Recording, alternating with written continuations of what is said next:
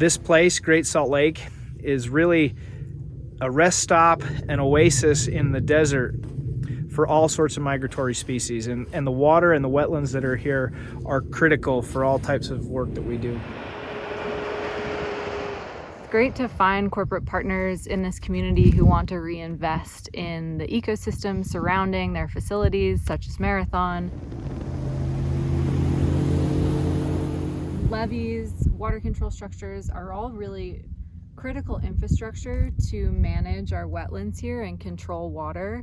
And so this specific levee was eroded to the point that we were about to lose 2,000 acres of emergent marsh habitat. And it was kind of at this point where it really needed to be repaired. So this was our first project in Utah in over 10 years, and some of the Marathon funding helped to complete that project.